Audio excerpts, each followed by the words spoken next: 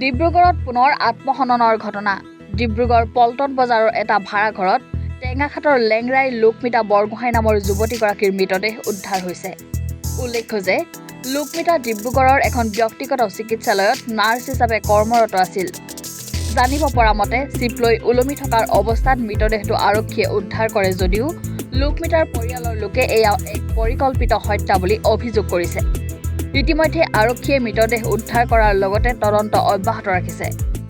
তাই ঘৰ একো সমস্যা নাই। তাই কালি মুঠতে পৰহিদিনা আহিছে ন, পৰহিদিনা সি ঘৰৰ পৰা আহিছে। মই ঘৰৰ পৰা চিঞৰিছে, আমাৰ ছোৱালীজনী মানে তাইৰ লগতে থাকে, সৰু পোৱালী এজনী আছে।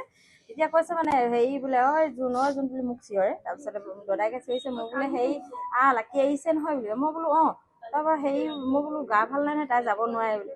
তাই লাকি আহিলে আমি যাব নাপালোঁ, তাই আহিয়ে দিলে। তাইতো একদম মানে যায় আহে অহা যোৱা কৰি থাকে। এতিয়াতো এমাহ হোৱাই নাই তাই, চাওকচোন। এতিয়াতো এনেকেতো ৰুমততো ভালকৈ ৰুমমেট কেইজনীৰ লগত থাকে। এতিয়াতো কিবা এটা মই ভাবিছোঁ কিবা ৰহস্য আছে নেকি তাত, নহ'লেতো তাইতো এনেকৈ হেৰি তেনেকুৱা কৰাৰ ভিতৰতো ছোৱালী কেতিয়াও নহয়। তাই অপেক্ষাত কৰিছিলে। তাই হেৰিয়ত কৰিছিলে, অতি বিভাগত আছিলে, তাই এমাহ হোৱাই নাই। অকলীয়া নহয়, 3জনী ছোৱালী আছে। তাইহঁতৰ সাক্ষাৎকাৰ লওক মুঠতে 3জনী। নামকেইটা একো নাজানো, মুঠতে সৰু ছোৱালী। এতিয়া একো লিখা নাই। মাকে কৈছে সিহঁতি ফোন কৰোঁতেহে ক'লে বোলে। সিহঁতিতো ঘৰত থকা ছোৱালীকেইজনী কেনেকৈ জানিলে? মাকে ফোন কৰিছে, ৰাতিপুৱা উঠা নাই, ফোন নাই ধৰা কাৰণে তাই ক'লে বোলে এই লাকি বোলে ফোন নাই ধৰা, কিবা এটা কৰিলে বুলি কোৱা শুনিছোঁ। তাইতো ঘৰৰ পৰা কেনেকৈ জানিলে? দৰ্জাও নাই খোলা বোলে, এনেকৈ বুলি কৈছে। কিন্তু খিৰিকীখনটো খোলা আছে বুলি কৈছে। এনেকৈতো দৰ্জাখন লক আছে, খিৰিকীখন কেনেকৈ খোলা থাকিলে? আৰু পৰ্দা বোলে টানি থোৱা আছে। কিন্তু তাইতো এনেই সেনেকুৱা কৰিবলৈ হ'লেতো তাইতো কেতিয়াও এইবোৰ কাম কৰিবলৈ নলয়। ভবাই নাই এনেকুৱা ছোৱালী, বৰ অমায়িক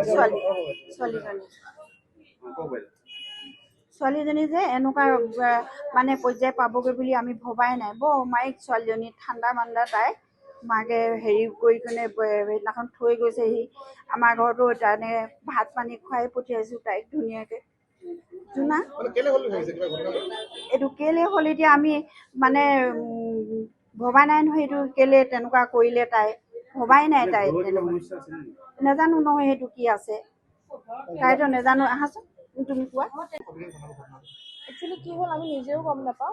কাইলৈ তাই ঘৰৰ পৰা 9:10মান বজাত আহিলে চাগে। আহি পেলাই ৰুমত আহি পেলাই তাই 1:30 বজাত ডিউটিলৈ গ'ল। ডিউটিলৈ যোৱাৰ পিছত 7:30 মানত আহিলে চাগে ৰুমলৈ। ৰুম আহি পেলাই ৰুমটো লক। আমিতো ৰুমত চেক কৰা নাই। তাৰপিছত ৰাতিপুৱা তাই ৰুমমেটজনী আহি পেলাই দুৱাৰখন যেতিয়া নক কৰিছে, তেতিয়া মানে দুৱাৰ খোলা নাই। কিমান সময়ত তেওঁ ৰুমমেটজনী আহিছিল ৰুমলৈ? এৰাউণ্ড 11:30 হ'ব। কি ব্যৱস্থা কি ল'লে তাৰপিছত? আমি লগে পুলিচক ফোন কৰিলোঁ, পেৰেণ্টছক ফোন কৰিলোঁ। তেওঁলোকে চব আহি পেলাই সেইখিনি কৰিছে। ছোৱালী টেঙাখাটৰ আছিলে। তাই অপেক্ষাত কাম হেৰি কৰিছে, এজ এ চিষ্টাৰ মানে হেৰি কৰিছিলে, জব কৰিছিলে।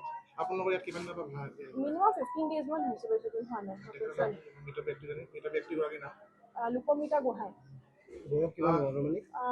20-21 মান হ'ব চাগে। আজি ৰুমত যিটো মৃত অৱস্থাত পালে, কি অৱস্থাত আছিল তেওঁ? চিপ লৈ থকা নে কিবা বেলেগ? মই দেখা নাই, কিন্তু দেই পুলিচে এলাও কৰা নাই যে চাবলৈ, সেইটো কাৰণে মই দেখা নাই।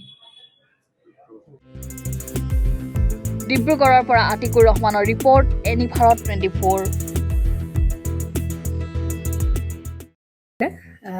জুবিন গাৰ্গৰ গীতসমূহৰ ওপৰত আধাৰিত গানে কি আনে নামৰ এটা সুন্দৰ অনুষ্ঠান আপোনালোকৰ ওচৰলৈ আহি আছে অতি শীঘ্ৰে। অহা 15 আগষ্টৰ পৰা ধেমাজিৰ পৰা প্ৰথম অডিশ্যন আৰম্ভ হ'ব।